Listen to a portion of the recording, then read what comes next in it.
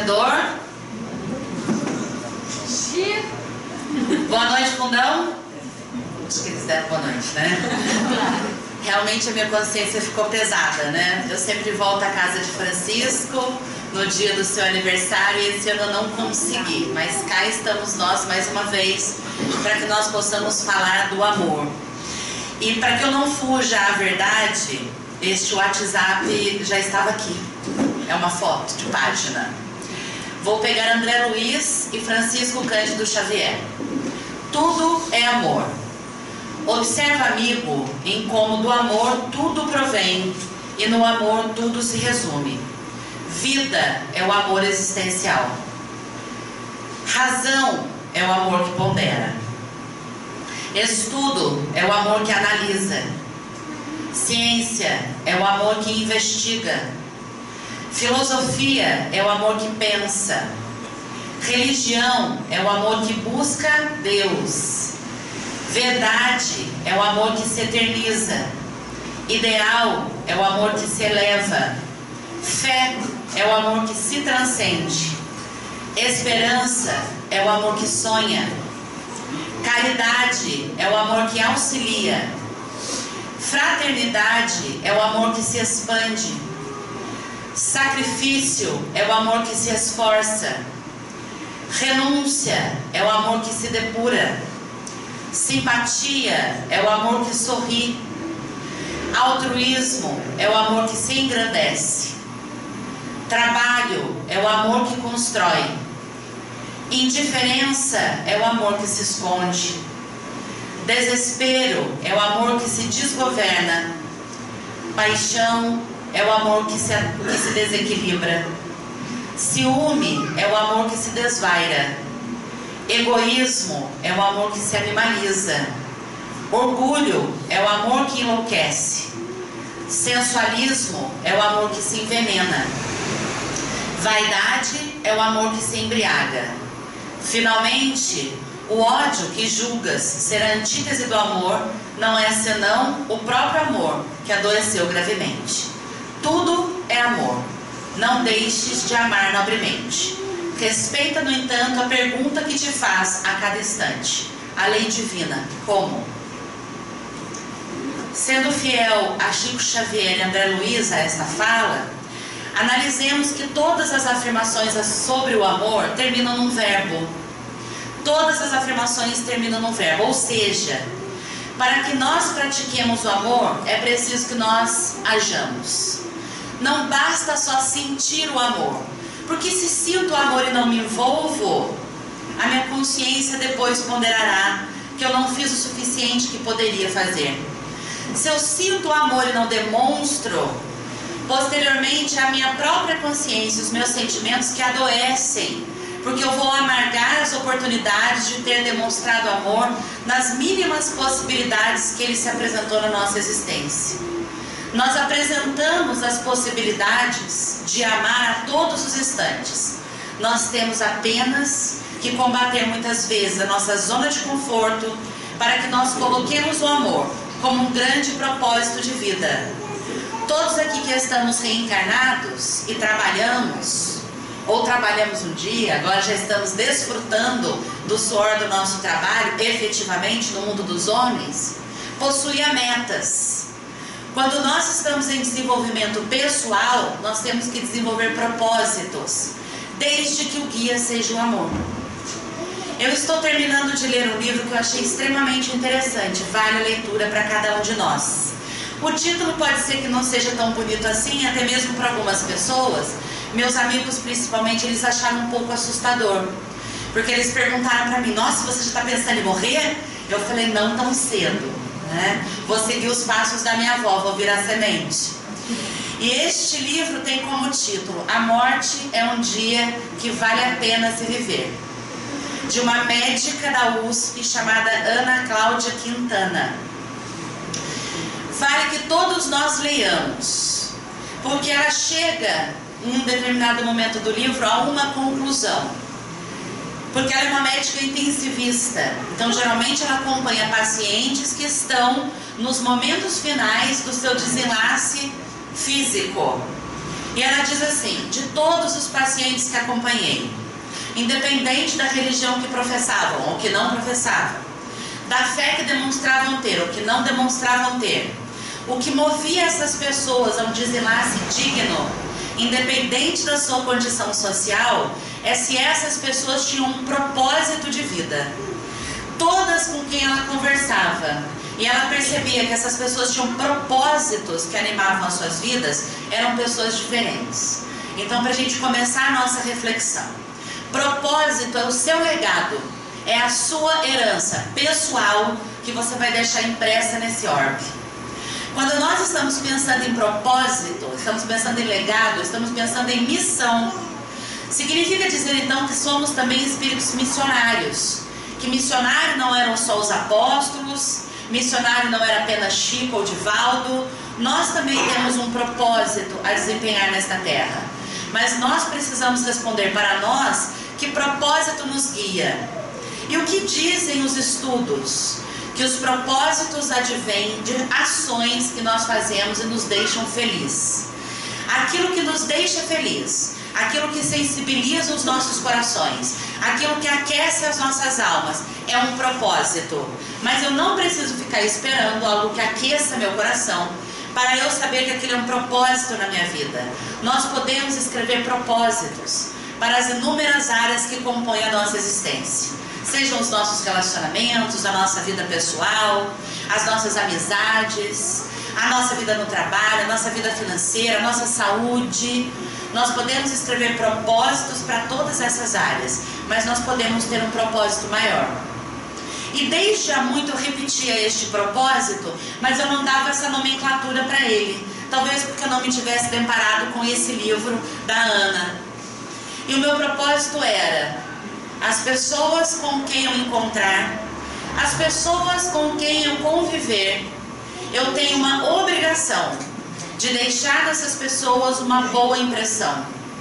E este era o meu propósito maior, que eu pudesse passar pelas pessoas e deixar por elas o meu melhor. Acho que o Pequeno Príncipe, ele me marcou bastante, quando ele diz que quando nós passamos por alguém, nós levamos um pouco dessa pessoa conosco e deixamos um pouco de nós. Então a minha obrigação enquanto espírito reencarnado é deixar o meu melhor, porque o meu pior eu estou lutando para trabalhar no dentro de mim, para fazer com que ele se modifique e principalmente que eu me eduque. Então nós podemos responder para nós qual é o nosso propósito em diversas situações. Qual é o nosso propósito quando nós nos caminhamos para a casa espírita? Por que vocês vêm para cá? Qual é o intuito? Qual é o seu objetivo? Qual é o propósito quando nós estamos envolvidos nos trabalhos da casa espírita? O que nós queremos? O que nós ambicionamos? Qual é o nosso propósito quando nós acordamos todos os dias e vamos para os nossos trabalhos? O que nós desejamos? Qual é o nosso propósito quando nós nos envolvemos com as pessoas, nos relacionamos com elas? Podem ser os nossos amigos, os nossos familiares, os nossos queridos do coração. Qual é o nosso grande objetivo? E muitas vezes nós dizemos, é conviver. Algumas outras vezes nós dizemos, é sermos caridosos quando nós estamos nos dirigindo para a casa espírita. Ou então nós dizemos, é aprender mais, é me libertar dos meus atavismos, dos meus muitos equívocos. Só que para mim essas palavras são plenas de significado. Elas são muito grávidas. Vamos pensar uma mulher grávida que não tenha feito ultrassom ainda, tá, gente? Então naquele momento inicial que ela se descobriu grávida. E aquela criança pode ser uma infinidade de possibilidades, não é? Ali a mãe já começa a imaginar como vai ser aquela criança, que sexo ela vai ter, quais serão os seus pendores, as suas aptidões. Será um homem de valor? Vou me esforçar para colocar todos os valores que eu pretendo que ele desenvolva numa existência, na sua instrução. Será uma pessoa que vai gostar de que tipo de comida? Não é muito amplo? Aquelas que são mães aqui podem me dizer com mais propriedade. Quem são mães aqui? Como era a sua cabeça antes de você ter o seu filho nos seus braços? Um mar de possibilidades? Um mar de possibilidades, não é? Então quando nós dizemos, eu venho para a casa espírita porque eu quero praticar a caridade, eu vou para o meu trabalho porque eu quero contribuir com o meu próximo, eu mantenho relacionamentos com os meus amigos porque eu quero conviver, Lembrem-se que essas palavras são grávidas, elas são amplas. E aqui na mensagem do André, ele nos traz verbos. Então, quando nós estamos diante da casa espírita para praticar a caridade, nós precisamos de alguns verbos embaixo desse nome que é tão amplo. Então, o que é a prática da caridade? O que vocês me diriam que é a prática da caridade? Vamos lá, contribuições, que daí eu repito para as outras pessoas ouvirem. O que é a prática da caridade? Frequenta a casa espírita e não sabe não? Vou fazer igual o macaense. É assim, né? Que o macaense faz. Nossa Senhora. Tem esse trejeitinho, né? Já tô macaense. Paulista macaense. Né? Tô ali, vou receber a chave da cidade ainda, vocês me aguardem. E aí, gente, o que é a caridade quando nós viemos para a casa espírita? Me dê algumas ações caridosas. Ainda é grávido. O que é fazer o bem para o outro? Ajudar o próximo, né? É o que? Como que eu ajudo o próximo? Sim, do amor, do carinho. É muito grávido e genérico ainda. Eu quero específico. Assim, indo, se puder, doando. Ah, agora chegamos. Doando com, assim, além do teu tempo, doando tempo. Podemos começar pelo tempo.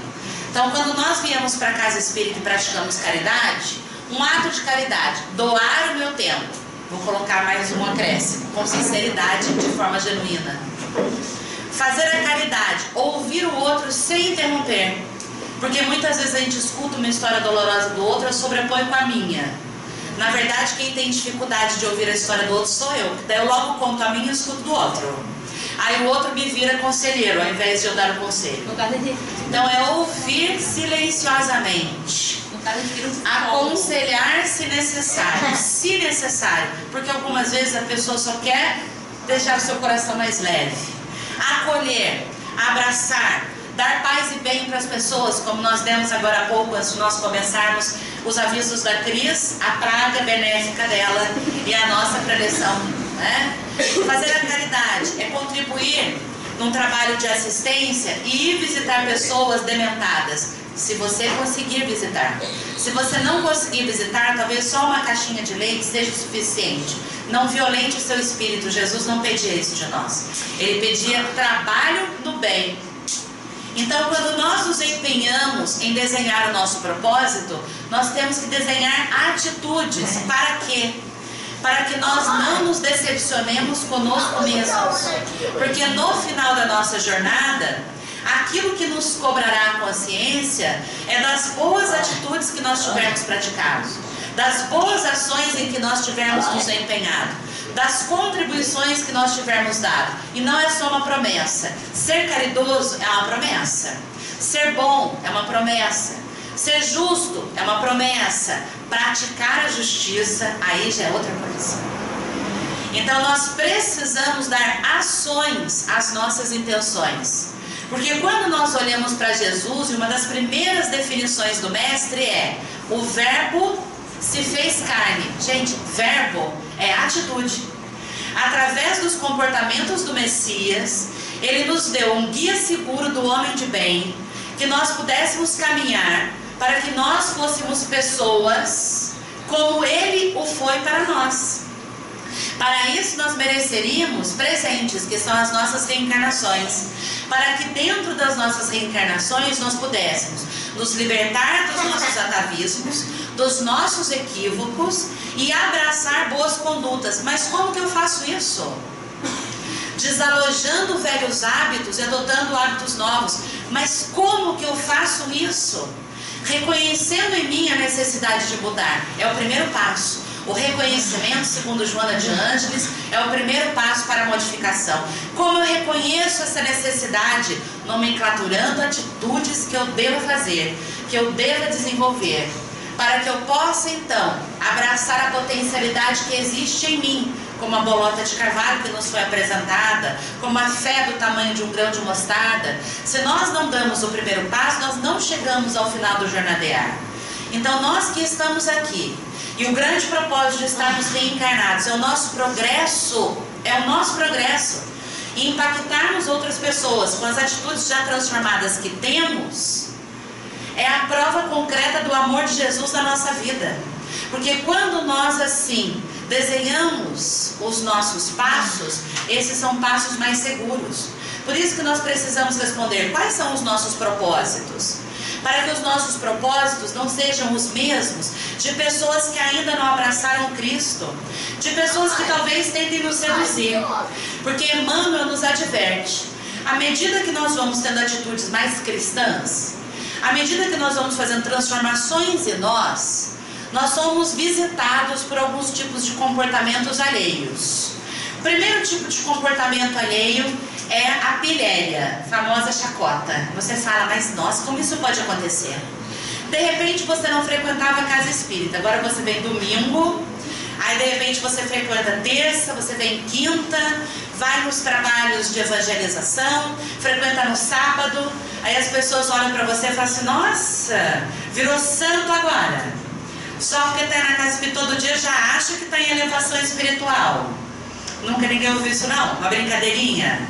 Uma tiradinha de sarro, né? Agora que está frequentando um lar espírita, praticamente tem uma auréola sobreposta à sua cabeça. Nós temos que ser fortes, nós temos que ser firmes. Porque senão, em nome do coletivo, nós somos seres humanos grupais, nós desabraçamos as boas causas e abraçamos as causas não tão felizes só por uma necessidade que nós temos, que se chama convivência com o outro, vulgo carência. Então, muitas vezes por carência, eu não opino. Eu vou com a voz da massa. E se a pessoa tira um sarro de mim, eu faço assim. Quase concordo com a pessoa. Ao invés de dizer para ela, queria eu que você fosse comigo, mas um dia o seu chamado vai chegar. Tô vendo já mediunicamente. Não precisa colocar essa parte, vai afastar a criatura, né? Mas você pode dizer a ela, gostaria eu que você abraçasse qualquer credo. Não precisa necessariamente ser o espírita, mas nós temos que ser fortes.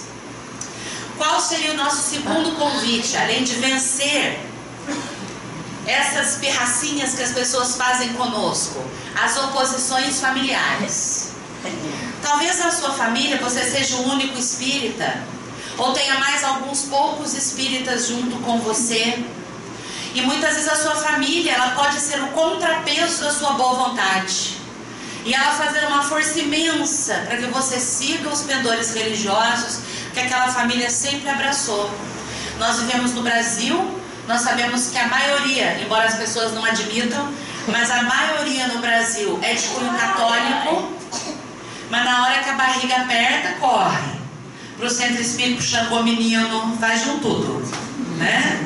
Aí é o espiritólico, dessa nomenclatura, né? Mas contrapartida a isso, muitas vezes na própria família nós temos que ser fortes, nós temos que ser firmes. E ainda Emmanuel diria, neste trecho, não se revolte, caso a sua família não o acolha.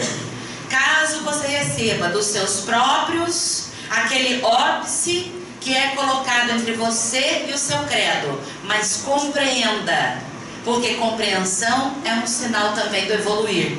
Olha que lindo. Então, se a gente se enraivece, volta atrás, compreenda, porque cada qual está no seu exato momento de evolução. Eu não posso pedir mais daquele que só pode me dar o pouco ou o médio que possui. A família. Terceiro aspecto, enfrentamentos. Quando nós abraçamos uma doutrina, nós vamos enfrentar enfrentamentos. Qual é o primeiro enfrentamento que nós temos à nossa frente? Nós mesmos. Porque muitas vezes somos nós os nossos grandes boicotadores. Somos nós os nossos grandes corruptores. Porque nós nos prometemos. Aí a nossa fezinha bruxuleante é colocada no subterrâneo do alqueire. E daí nós não nos sentimos fortes o suficientes para lutar contra as nossas viciações, de toda sorte. Paulo, não tenho vícios nenhum. Você tem pensamentos regulares e repetitivos, que são pensamentos negativos, que vez ou outra visitam a sua consciência. Pode ser que você tenha um vício repetitivo numa crença, ou um modelo mental que você já traga de outras reencarnações. É preciso que você revisite. Será que eu sou livre de toda e qualquer sorte de preconceitos? Será que eu não rotulo pessoas? Não nomenclaturo essas pessoas e a partir dali eu mantenho relações com ela? Porque nós não nos relacionamos primeiro para depois rotularmos. Nós rotulamos primeiro para depois nos relacionarmos. Então, será que isso não é um vício comportamental que eu tenha? Será que isso não é um tipo de escravidão que eu submeto o meu espírito? Porque Jesus veio nos libertar das várias escravidões. Só que quando nós lemos a Bíblia ao pé da letra, nós achamos que aquela época de Jerusalém, ele veio libertar os servos. Mas quantas escravidões nós trazemos dentro do nosso próprio espírito? E às vezes nós não temos coragem de confessar para uma pessoa amiga. Tamanha é a nossa vergonha. Mas só quando nós falamos, nós nos curamos, não é? É um exercício terapêutico de busca das nossas mazelas, para que nós possamos encontrar este amor. Se a nossa vida não tem propósitos, se nós não fazemos os nossos enfrentamentos, se nós não somos firmes nas nossas decisões, se nós não nos libertamos das nossas viciações, fica difícil do amor encontrar posada dentro de nós. Porque o nosso ser íntimo está diversamente ocupado por desnecessidades. Quando nós não temos espaço íntimo para o amor residir, nós temos dores e sofrimentos. Quando nós não temos espaço íntimo para que o amor faça a sua morada, nós adoecemos. É o título da palestra de hoje, não é? Sem amor adoecemos, mas com ele nós nos curamos. Nós estamos aqui para buscar o alto amor, me amar primeiro, com todos os defeitos que eu tenho, com todas as dificuldades que eu carrego, porque estando reencarnados na Terra, no momento em que nós estamos, participamos todos do mesmo grau de evolução, à exceção de um Chico Xavier missionário, à exceção de um Divaldo Pereira Franco, mas nós estamos no mesmo nível evolutivo. Então nós temos que nos amar a possibilidade de nós estarmos reencarnados. E este ainda não é o amor de Jesus, porque como nós costumeiramente gostamos de fazer essa conta, pensem conosco, quantos anos a Terra tem de formação? Este orbe que nós habitamos, uns bilhões? Tem professor de geografia que não fugiu da escola. Gênese, 40 bilhões de anos. Jesus presidiu a formação desse orbe, não presidiu? Faça uma média, quantos anos tem Jesus? Mais de 40 bilhões, com certeza. Porque um espírito dessa escola, para presidir a formação de um outro planeta, significa que é um ser extremamente evoluído. Então, para nós atingirmos o amor de Jesus, que ele sentia por todos nós, é preciso que nós demos o primeiro passo agora, para que nós busquemos esta saúde que Jesus veio trazer para nós, quando ele afirmava: eu não vim para os sãos, eu vim para os doentes. Então ele veio para mais ou menos 99,9% da Terra encarnada naquele momento. Eu vim para os doentes. E olha como é interessante, né? Conversando com algumas amigas, quando nós percebemos que a doutrina espírita é todo aquele tripé de ciência, religião e filosofia, pensemos cientificamente. Aqueles que professam a medicina estudaram isso em bioquímica, mas nós temos no nosso organismo neuropeptídeos. Eles são responsáveis por carregar todas as informações que nós temos dentro do nosso organismo. Que informações são essas? Fome, sede, sono. E uma pesquisa recente comprova que os neuropeptídeos estão relacionados às emoções que nós temos. Porque quando as células cerebrais, entre outras células, produzem os neuropeptídeos, eles vão ao encontro dos seus receptores, que são as células responsáveis por esse casamento, como uma chave que entra dentro de uma fechadura, para que nós tenhamos então esses estímulos que nos levam à sobrevivência. Neste caminhar, então, os neuropeptídeos, eles entram dentro das nossas células. E as nossas emoções, elas impregnam os neuropeptídeos, entrando dentro das nossas células. Eis uma das pesquisas mais recentes, dizendo que, se nós engolimos emoções envenenadas, nós colocamos essas emoções através dos neuropeptídeos e neurotransmissores dentro das nossas células. E essa ingestão de neuropeptídeos desencadeia uma série de reações no nosso organismo. Mas aí está uma informação bastante importante. Nós podemos nos viciar em determinadas reações. Significa dizer que se nós somos uma pessoa muito enraivecida, As nossas células estão habituadas a sentirem raiva. É como um organismo viciado. Se nós tiramos a droga, ele entra num período de surto. Então, pessoas enraivecidas têm a necessidade de achar pelo em ovo, para que elas possam se alimentar daquela raiva que elas foram ingerindo dentro do seu organismo. E esse descompensar orgânico leva às doenças psicossomáticas, que há 15, 20 anos atrás, se falássemos isso, seríamos crucificados praticamente. Significa dizer que os médicos estão chegando bastante próximos, e o nome de uma das médicas que encabeça essa pesquisa se chama Credence Burt. Ela diz: as emoções não eram classificadas nos anais da medicina. Agora temos que olhar para elas sobre uma outra ótica, porque as emoções boas se multiplicam e ampliam o nosso poder de realização, mas as emoções ruins nos adoecem. Então, se nós vivemos uma vida sem propósito, se nós vivemos uma vida sem aquilo que nos traga felicidade, se nós acordamos sem entender por que estamos nessa existência, é preciso que agora nós paremos e encontremos um propósito para que nós comecemos a nos alimentar de bons sentimentos, de boas emoções, para que nós nos tornemos não só espíritos saudáveis, mas espíritos e corpos sanos, para que nós possamos dar continuidade à nossa experiência reencarnatória. E nós temos ainda mais uma informação. As nossas células são compostas de átomos. A aula agora de física. As nossas células são compostas de átomos, certo?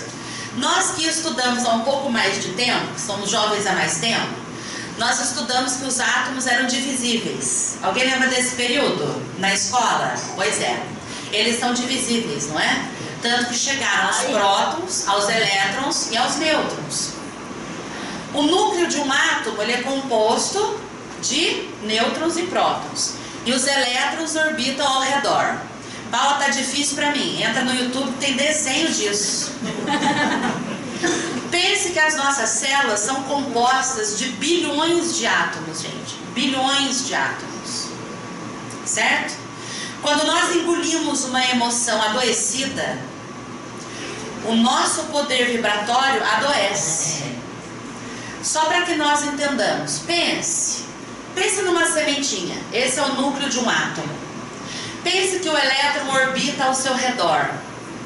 Alguns estudos, para que nós pudéssemos entender a distância que esse elétron orbita ao redor do seu núcleo, nos apontam que este elétron, que está em mim, como está em vocês, orbita ao redor do seu núcleo a 2 quilômetros.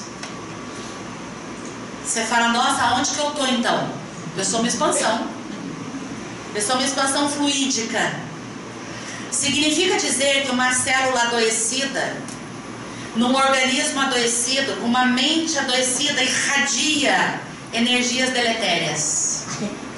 Agora, uma mente sã, num organismo são, com pensamentos positivos, essa energia é quintuplicada. Daí porque nós somos um imã, nós estamos em relação com campos magnéticos de pessoas que não estão nessa sala, mas estão a 2 quilômetros daqui. Estão a 2 quilômetros daqui.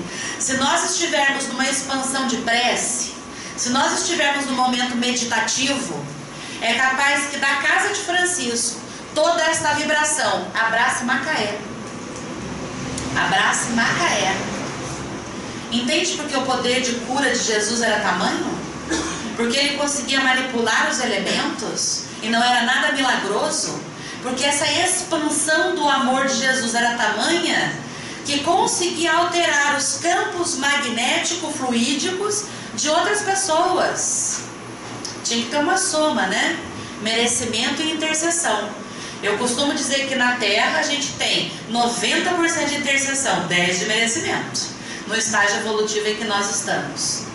Significa dizer, vocês querem ser mais sadios? Vocês querem que o amor habite mais a sua existência? Vocês querem que a felicidade repouse mais nas suas atitudes? Você quer que a consciência tranquila seja uma companheira mais presente na sua vida? Muda agora a sua forma de pensar. Porque aquilo que você pensa, imprime no seu organismo essas memórias. E os estudos vão um pouquinho além. Imprimem de uma certa forma que chegam a atingir os nossos músculos. Tanto é que algumas pessoas, quando estão na iminência, que sabem que passarão por um enfrentamento, passam mal, tem diarreia, dor no corpo, e você fala assim, gente, deve ser nervoso. Deve. É uma descarga fluídica que você está dando ao seu próprio organismo, afetando as células do seu corpo. Quando Jesus dizia que vinha trazer para nós saúde, Ele não vinha trazer saúde de uma forma milagrosa, mas através da nossa própria transformação íntima e espiritual.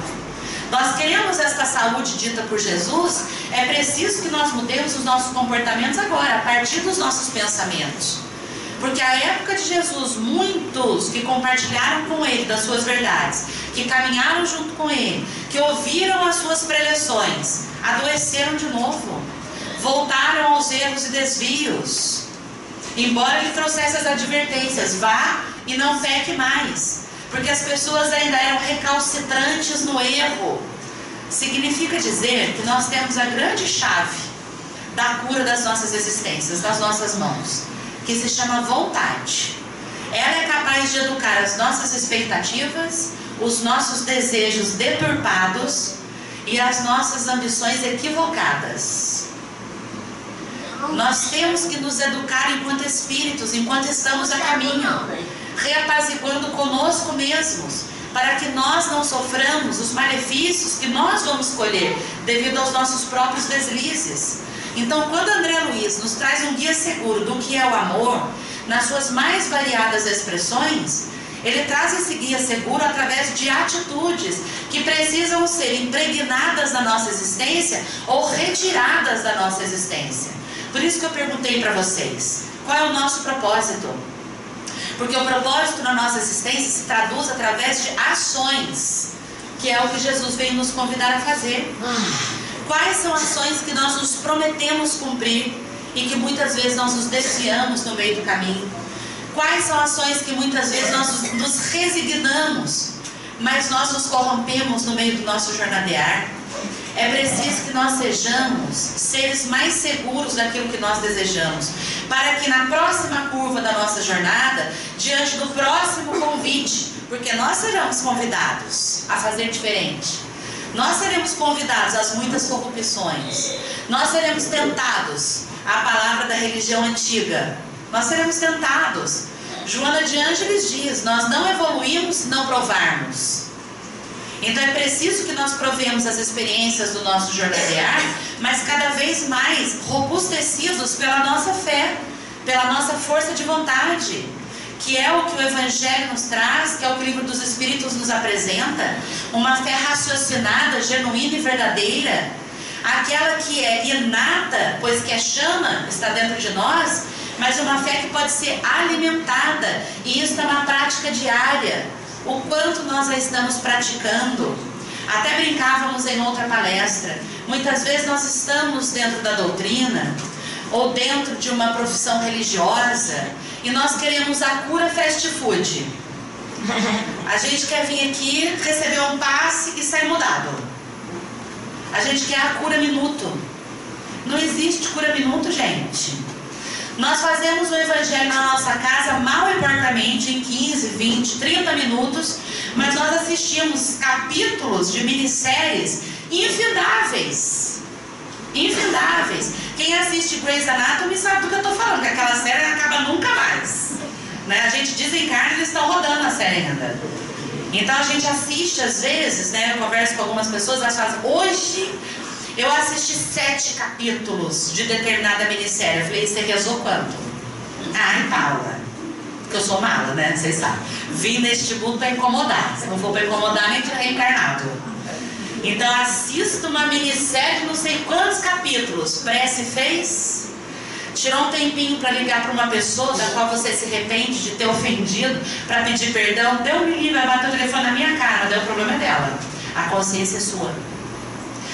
Ainda nos diz a ciência que cada coisa na nossa vida mal resolvida é um vazamento de energia. Quantos escapes de energia nós temos? Já fizeram a lista? Eu propus para alguns amigos que eles começassem pelo material, que eu acho mais fácil. Depois a gente vai para o pessoal. E o que é essa lista daquilo que nos incomoda, para que a gente possa ajustar a nossa existência? Começa pela sua casa. Pensa na sua casa. Vou trazer um pouco de cômodo, depois eu trago o bálsamo, tá? Pensa na sua casa, dá uma olhada assim na entrada, porta da frente. Se você olhar e falar xi, é porque tem alguma coisa para ser mudada.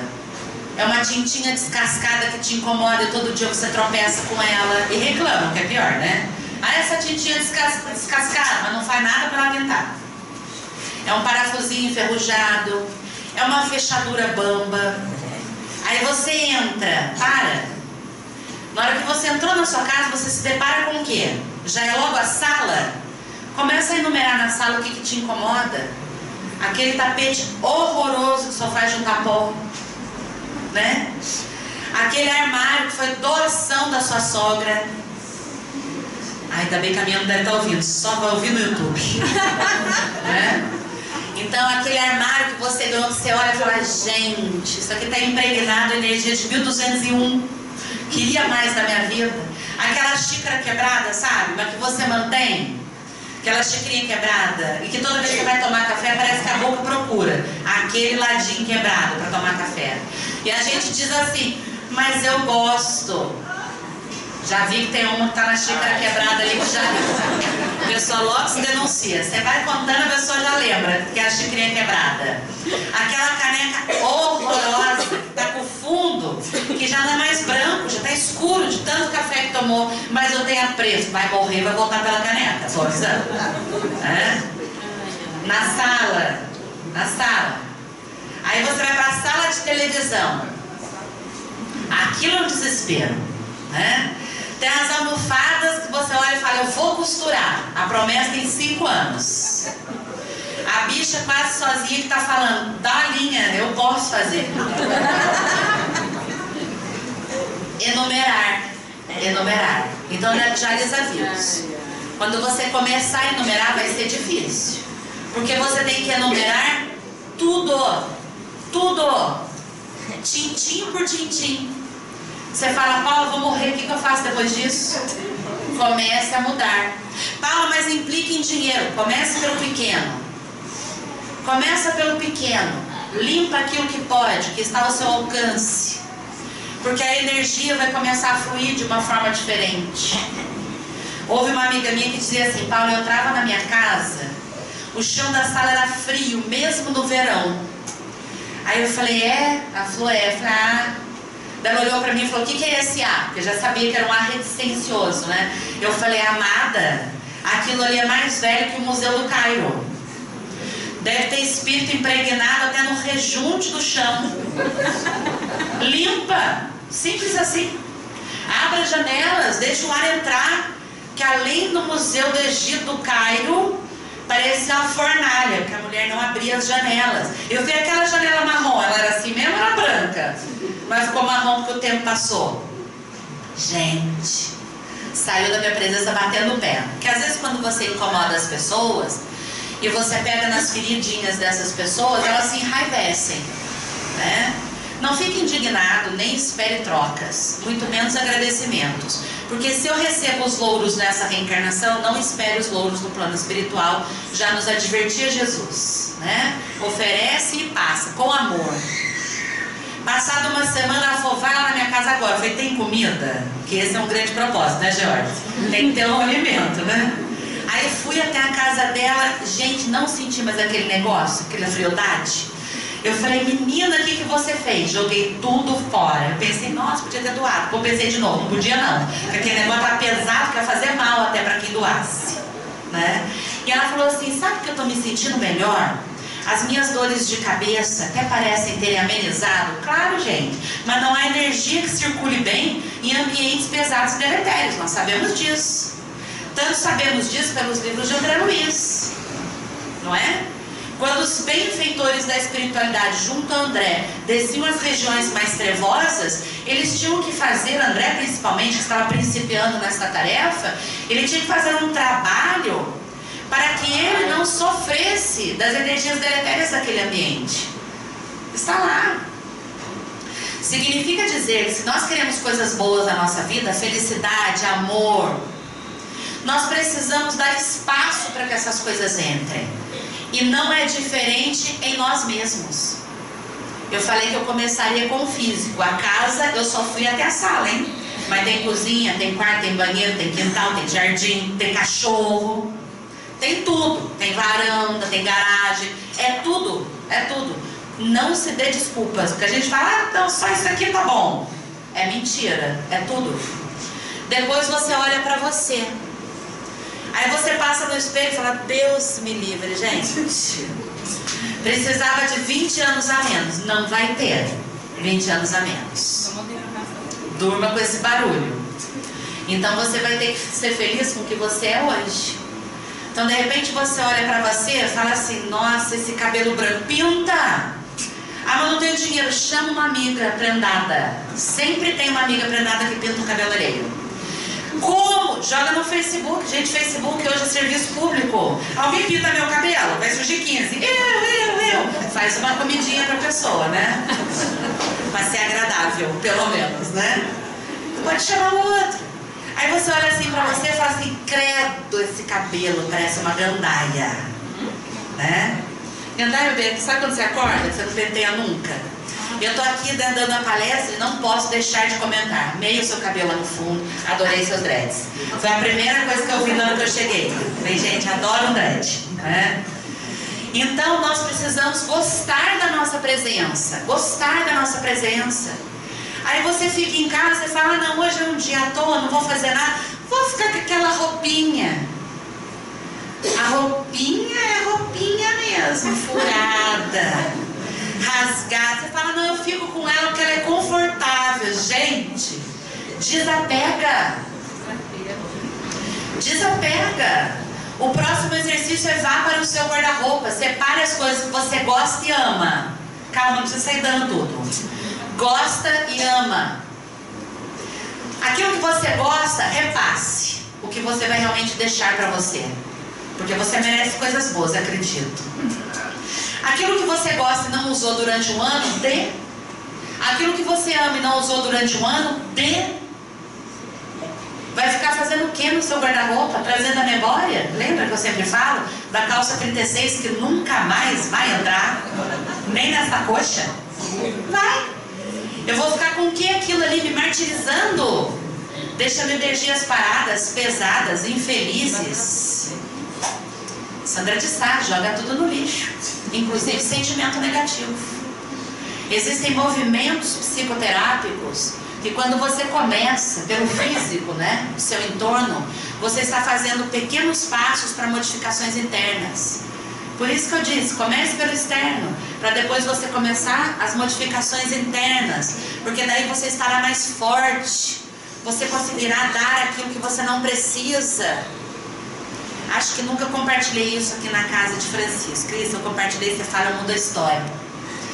Mas uma vez eu fui convidada por uma amiga ecleticamente religiosa, já contei? Ecleticamente religiosa, Fernanda, lembra que você me acompanha, essa aqui é minha discípula. E então essa minha amiga ecleticamente religiosa falou assim, Paulo, eu vou fazer o spa do desapego. Falei, vou. Estou precisando do spa do desapego. Já ouviram? Já. Já? A maioria não, né? Então tá. Aí eu falei assim, ótimo, vamos para o spa do desapego. Eu fui, era apenas um final de semana, nós chegaríamos sexta-noite, passaríamos sábado o dia todo e voltaríamos depois do almoço de domingo. A pergunta é só para as mulheres. Ouviram, meninos? Como é o tamanho da nossa mala para um fim de semana? O tamanho da nossa casa. Entendi. Porque a gente é precavida.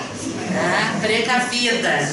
Vai que muda o tempo, dá uma intempérie, você vai passar um frio, né? Então, a gente tem que levar uma certa quantidade volumosa para a gente não ser pego desapercebidamente, não é assim? Ótimo. Era assim a minha mala.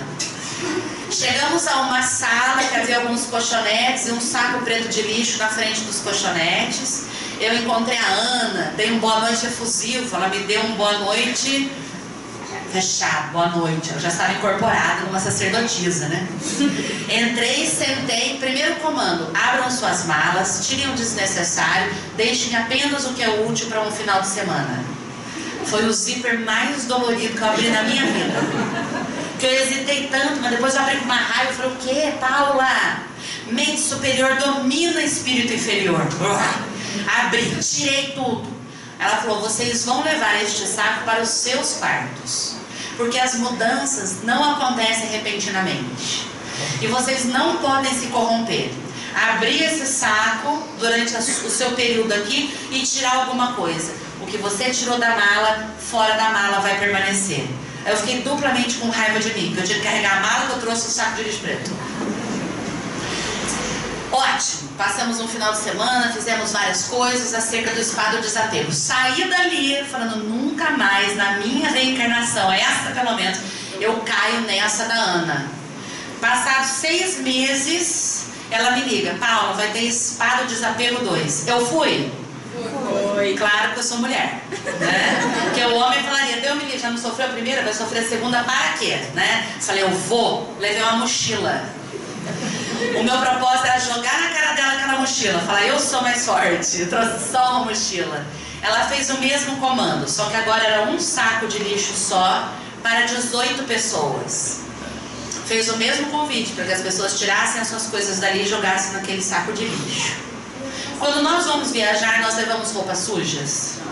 Roupas velhas? Não. Às vezes a gente vai até no shopping, né, para comprar um negocinho mais, né, bonitinho, mais guaribadinho para levar.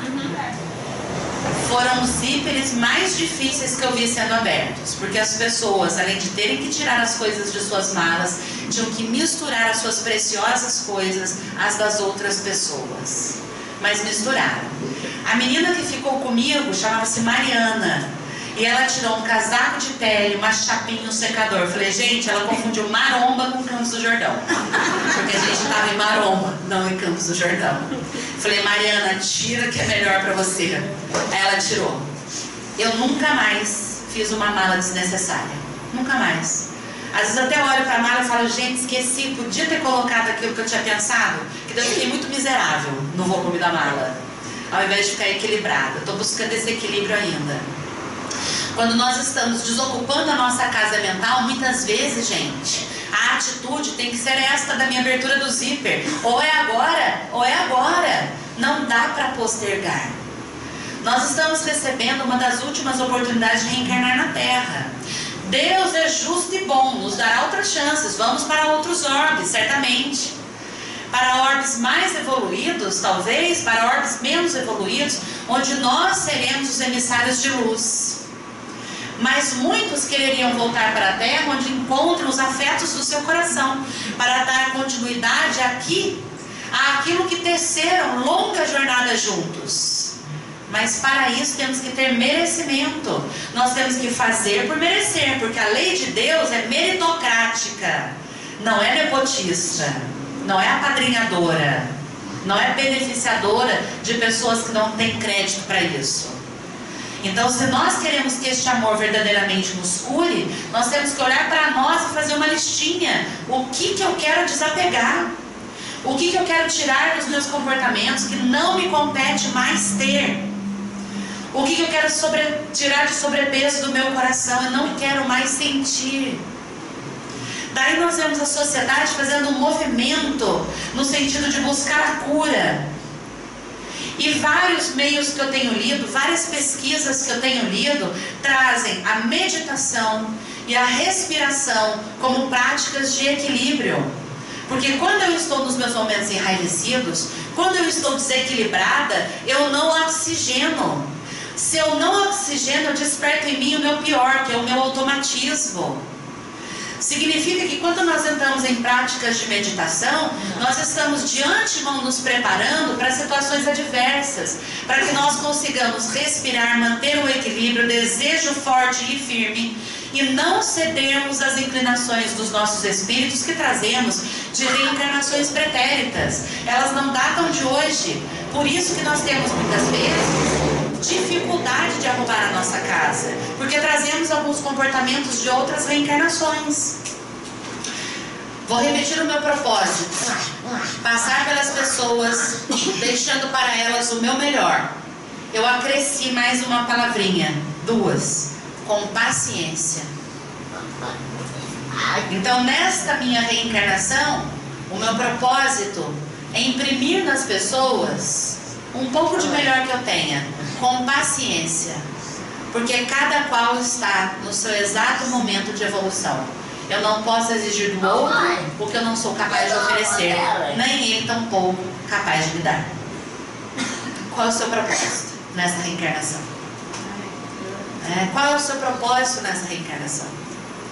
Nós temos que fazer essa resposta para nós, porque a partir daí todas as nossas ações serão direcionadas na construção desse propósito, que pode se ampliar, pode se modificar, porque à medida que amadurecemos enquanto espíritos, nós podemos construir propósitos maiores, até que um dia nós cheguemos a um propósito crístico, que é ser o exemplo para aqueles que ainda dão seus passos trôpegos na escuridão, aqueles ainda que estão soterrados pelos seus males e dores, aqueles que ainda não enxergaram a luz, tamanho véu de suas ignorâncias, aqueles ainda que possuem os corações pesados, tamanhas responsabilidades que abraçaram devido a atitudes impensadas que tiveram. Jesus é a luz do mundo para os sofredores, para os escravizados, para os cegos de toda sorte. Jesus é aquele que veio trazer através dos seus comportamentos a palavra amor, que é este amor que acredita no próximo, porque sabe que nós somos potencialidade latente. Nós precisamos acreditar em nós para que nós sejamos potencialidade em ação.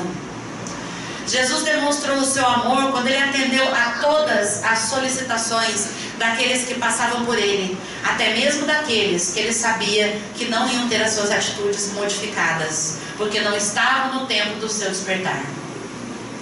Jesus foi o amor em atitude porque escolheu dentre os comuns da época e não os eleitos apóstolos, para que pudesse ter a sua palavra multiplicada. Jesus é aquele Pai cuidadoso que mesmo após o seu desencarne teve 40 dias com os apóstolos para repassar todas as lições, para deixar com que eles ficassem mais firmes diante do seu propósito evangelizador. Jesus foi aquele que, sabendo que estava diante dos seus dias finais, disse a todos: eu vou, mas virá ter contigo aquele que será o seu consolador.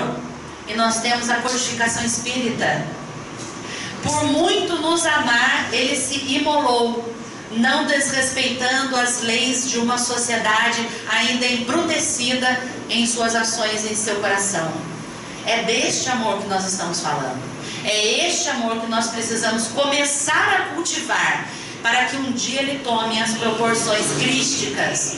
Mas se nós não começamos agora, se nós não dermos o primeiro passo agora, nós estamos perdendo uma grande oportunidade de transformação e de modificação espiritual. É preciso que nós nos proponhamos a modificar. E esta escolha, ela pode ser uma escolha consciente. Porque na doutrina espírita nós temos muitos motes, não é? Um deles não é que nós estamos na doutrina espírita ou pelo amor ou pela dor. Então nós não precisamos escolher a dor mais uma vez. Nós temos raciocínio. Nós podemos escolher caminhos melhores a partir da análise dos fatos, não só com os nossos tropeços. Olhem os livros espíritas que nos trazem tantas lições para que nós sejamos pessoas transformadas, modificadas e diferentes, tal qual Paulo no caminho de Damasco. Nós precisamos principiar a nossa transformação mais efetiva, para que nós possamos abraçar a máxima: nós deixamos o homem velho para trás e hoje abraçamos a roupagem do homem novo, e o homem novo se reveste de amor. Este amor que nós já principiamos a compartilhar e a sentir. Pode ser que ainda seja um amor egoísta, pode ser que seja um amor direcionado para poucos, pode ser que seja um amor exigente, pode ser que seja um amor não tão compartilhador, mas é o começo da sua expressão. Quando nós principiarmos a senti-lo em plenitude, aí nós teremos a vida em abundância que Jesus disse que nós teríamos a partir do momento de escolhas mais sadias para a nossa vida. É preciso que nós façamos essa transformação, porque não existe possibilidade de nós trocarmos o endereço das nossas missões. Nós viemos com um propósito, é este propósito que nós temos que cumprir. Então hoje, no Lar de Francisco, eu convido vocês a pensarem, qual é o seu propósito? Né? Com que objetivo você está reencarnado? Não adianta você dizer para mim, evoluir. Lembrem-se, é grávido evoluir, é genérico. Qual é o seu propósito de estar aqui, vivente? Quando nós respondemos para nós entendemos que temos uma missão e essa será a nossa herança para todos aqueles que vierem posterior a nós ou que tiverem convivido conosco. Porque um homem modifica outro homem, nos ensinava Chico. Nos diz Emmanuel ainda que Jesus poderia ter feito com que Paulo fosse esclarecido de modo instantâneo e rápido. Jesus não precisava que Paulo fosse assistido por Ananias. Porque quando Jesus convoca Ananias para ajudar Paulo, e Paulo, enquanto Saulo, ele era um perseguidor de Ananias, porque Ananias era um novo cristão. Então Paulo, como sacerdote, perseguia os novos cristãos. Ele estava perseguindo Ananias. Quando Ananias escuta de Jesus, vá e socorre, é um imperativo. Jesus não falou, tem um tempo, Ananias, para a gente conversar, preciso te convencer de um propósito. Não, foi imperativo, vá e auxilia. Ananias levantou e foi. Ananias não titubeou, não falou, mas era quem mesmo que queria me matar? Dá para mandar essa missiva para outro? Ele simplesmente foi. Auxiliou Saulo no seu processo de conversão, que já abriu os olhos no outro dia, espírito modificado. Um dos espíritos mais interessantes com quem nós podemos ter contato dentro da história dos apóstolos. Porque era um espírito conflituoso, firme, mas conflituoso, porque tinha consciência dos atos que anteriormente havia praticado. E nós temos os relatos das cartas de Paulo. Nós temos os Atos dos Apóstolos que dizem, e Emmanuel que atesta, que naquela reencarnação, Paulo redimiu-se. Gente, em uma reencarnação, ele de perseguidor passou a ser perseguido e multiplicador da Boa Nova. Significa que nós podemos ter essa robustez. Porque Jesus nos falou, vós podeis fazer o que faço, e muito mais. Mas a nossa fezinha, do tamanho do grão da mostarda, a gente precisa fazer com que ela brilhe acima do alqueire. Nós precisamos nos revestir desta potencialidade, porque os espíritos amigos são conosco, para não nos deixar cair na nossa empreitada, para não deixar que nós desfaleçamos. E se estamos aqui reunidos em uma casa espírita, lembremos então por fim de Dr. Bezerra de Menezes e suas últimas psicofonias por Divaldo Pereira Franco. Dr. Bezerra começa as psicofonias assim: espíritos, espíritas. Ele não fala espíritos de toda ordem e sorte, ele fala espíritos, espíritas. A última que li de Divaldo começava: levantai-vos e agi. Ou seja, para de reclamação, deixa de mimir, não se ache vítima, mas levanta da sua zona de conforto e age. Porque o mundo está carente de exemplos do bem, para que mais pessoas sejam impactadas por uma réstia de esperança, para que aquela esperança seja mobilizadora de suas atitudes. Pode até que ser numa próxima reencarnação, mas nós deixamos para ela o nosso melhor exemplo, porque fomos tocados pelo amor de Jesus. Que o Mestre possa estar derramando sobre nós neste momento, através dos seus emissários, dos protetores desta casa, que tão grandemente nos acolhem, bálsamos de luz e amor, para que nós saiamos daqui transformados, com as consciências dilatadas e os corações aquecidos, Que a espiritualidade amiga possa se fazer presente na nossa existência e que nós possamos sentir a sua presença no momento que nós fazemos escolhas melhores e mais felizes. Que nós possamos ter os olhos tão queridos de ver, os ouvidos tão necessitados de ouvir, as boas inclinações, para que a nossa semente não seque sobre o sol escaldante, tampouco seja comida pela ave de rapina, muito menos pereça entre os espinheiros, mas para que ela floresça dentro dos nossos corações. Porque se nós formos espíritos transformados, é com a certeza de Jesus que nós conseguiremos mobilizar outros espíritos a se animarem para se transformarem também. Que Deus, nosso Pai de amor e bondade, possa derramar sobre nós a sua fortaleza, para que ela se multiplique nas nossas ações, que nós jamais verguemos a nossa serviço, somente para agradecer, mas para o trabalho edificante, que nós estejamos sempre prontos para dizer sim ao Mestre, que nos ampara, nos acolhe, esteve no meio de nós, por muito nos amar, para querer que nós também amássemos o seu próximo, o próximo da família universal. Que assim seja, graças a Deus e graças a Jesus.